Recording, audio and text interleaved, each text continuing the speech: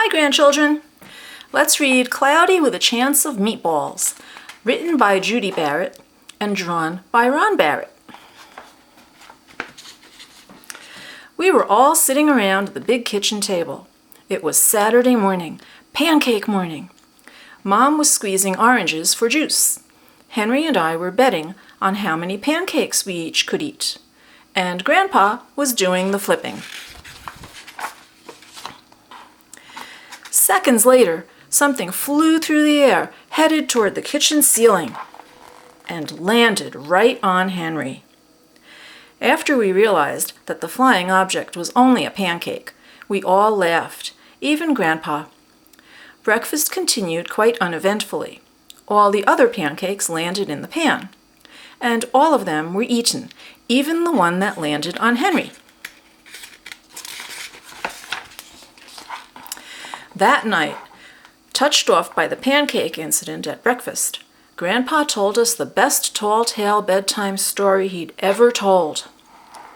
Across an ocean, over lots of huge bumpy mountains, across 3 hot deserts and 1 smaller ocean, there lay the tiny town of Chew and Swallow.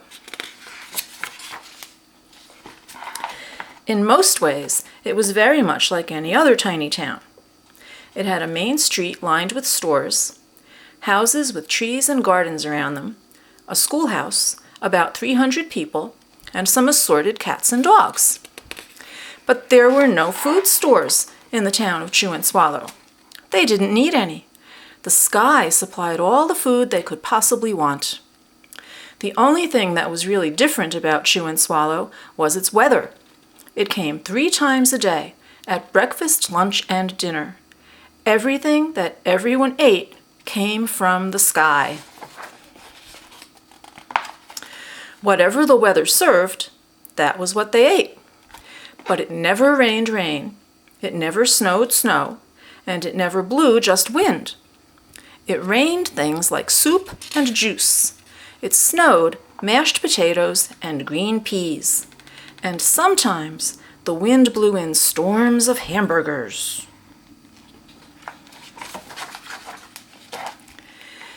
The people would watch the weather report on television in the morning, and they would even hear a prediction for the next day's food. When the townspeople went outside, they carried their plates, cups, glasses, forks, spoons, knives, and napkins with them. That way, they would always be prepared for any kind of weather. If there were leftovers, and there usually were, the people took them home and put them in their refrigerators in case they got hungry between meals. The menu varied. By the time they woke up in the morning, breakfast was coming down. After a brief shower of orange juice, low clouds of sunny-side-up eggs moved in, followed by pieces of toast. Butter and jelly sprinkled down for the toast, and most of the time it rained milk afterwards. For lunch one day, frankfurters, already in their rolls, blew in from the northwest at about 5 miles an hour. There were mustard clouds nearby. Then the wind shifted to the east and brought in baked beans.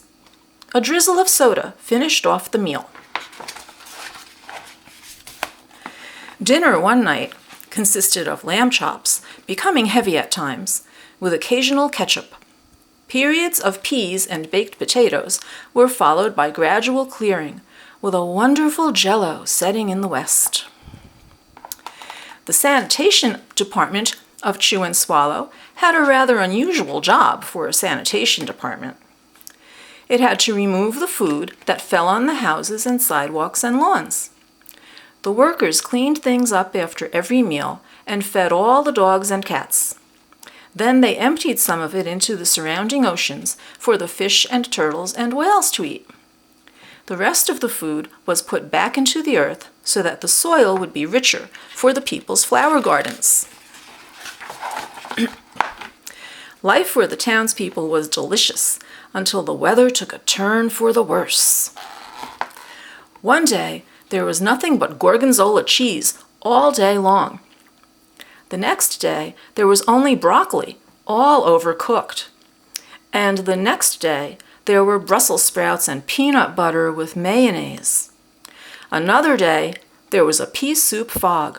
No one could see where they were going, and they could barely find the rest of the meal that got stuck in the fog. The food was getting larger and larger, and so were the portions. The people were getting frightened. Violent storms blew up frequently. Awful things were happening. One Tuesday, there was a hurricane of bread and rolls all day long and into the night. There were soft rolls and hard rolls, some with seeds and some without. There was white bread and rye and whole wheat toast. Most of it was larger than they had ever seen bread and rolls before. It was a terrible day. Everyone had to stay indoors. Roofs were damaged, and the sanitation department was beside itself. The mess took the workers 4 days to clean up, and the sea was full of floating rolls. To help out, the people piled up as much bread as they could in their backyards. The birds picked at it a bit, but it just stayed there and got staler and staler. There was a storm of pancakes one morning, and a downpour of maple syrup that nearly flooded the town. A huge pancake covered the school. No one could get it off because of its weight, so they had to close the school. Lunch one day brought 15-inch drifts of cream cheese and jelly sandwiches. Everyone ate themselves sick, and the day ended with a stomachache. There was an awful salt and pepper wind, accompanied by an even worse tomato tornado. People were sneezing themselves silly and running to avoid the tomatoes. The town was a mess. There were seeds and pulp everywhere. The sanitation department gave up. The job was too big. Everyone feared for their lives.